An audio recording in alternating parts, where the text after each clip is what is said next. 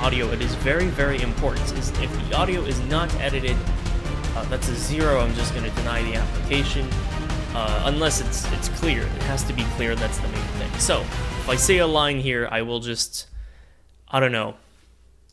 Let's read what's on this eraser because that feels more professional. Papermate for paper and film. So that is my line. Papermate for paper and film. It's too good, actually. I'm not saying it's perfect, but I want a bit of a challenge. Papermate for paper and film. Okay, that's perfect. This line is garbage now, which is great. That means we can edit it. So if we look over it, Papermate for paper and film. Actually, the P's are actually pretty good. This microphone isn't bad. I'm used to it. So the fact that there are no actual P's really helps there. But as you can see, this is not needed. This is a bit of background noise. This is a P and this is a P. We want to remove all of that. Now, what I start with usually is I like to trim down the audio. So this is not needed and this is not needed. But for the sake of noise removal, I will start, first of all, by applying a chain that normalizes the audio through a special way that I like to do. It makes the audio good. And as you can see, it even normalizes some background noise that we don't want here.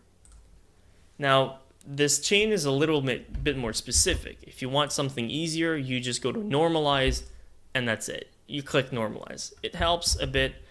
Mine is better, but if the audio is too low, normalize. It's going to bring the audio to a normal level. If the audio is too low, I will not accept it.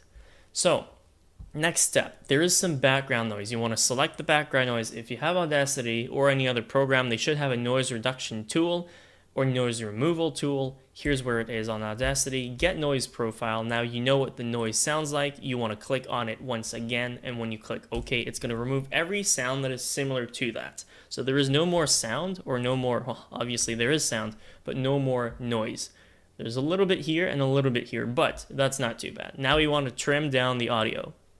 This is not needed. Please do not trim right at the end of the line, because even though it might not appear, the voice still needs to tone down and fade out. So there's a bit more of the voice that is not shown. So you want to leave a few millimeters on your screen. Just hit delete or cut, which is the scissors tool there. And before, it doesn't really matter. You can go a bit closer when it's before. So that is the new line. For paper and film. It is good, although I'm not a fan of the P's. So last step is to remove the P's with the equalization tool. Now I'll leave this on the screen for a few seconds. This is the setting that I use. It sounds complicated, but what you need to do is just click and drag some stuff. Just click and drag until your curve looks like this, and that should remove all the P's. That's what I do. Make sure the settings here are the same. I don't think I clicked any of that, but just in case. And I click OK here, and that kind of removes the P. I want to go a bit more around. Usually I like to go just where the P's at, so very, very tiny. Perfect. As you can see, the audio is going up and down, so that means some of it is being removed. There's also another P here, so I will remove it. Equalization, remove, perfect. And if we listen to it again, shouldn't be as bad. I clicked something, that's okay. Papermate for paper and film. Now, it wasn't as aggressive already to begin with, so it's not too bad, but if it actually does peak, you wanna change it like that. The recording volume here is very important as well. If you're screaming, please put that down to like 0.9 or 0.8. It's gonna make sure that you don't hit the peaks, which is very important, because if you start screaming and this is at 100%, it will sound like you recorded in a tin can. So that's it. Make sure you select the right microphone here. That is it. That's all that's needed. Now for saving, export audio. I love you, Jay. That's a line by Dan, actually. But If you're voicing for, let's say, Chandler, there are 3 lines. 1, Chandler. That's all.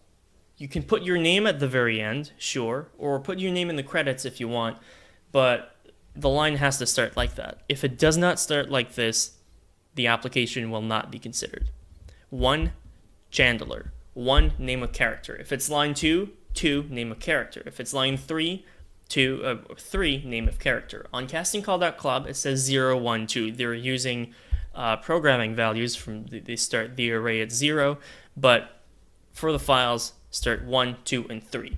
That means when you send them, they'll all be in the right order. Everything's going to be good. And if you can't respect this, then you probably won't be able to respect doing the actual lines, which really, really rely on the numbers. And then you want to save it. Make sure it's MP3, M4A, or .wav, or wave, I guess. And that is it. That is how you do it.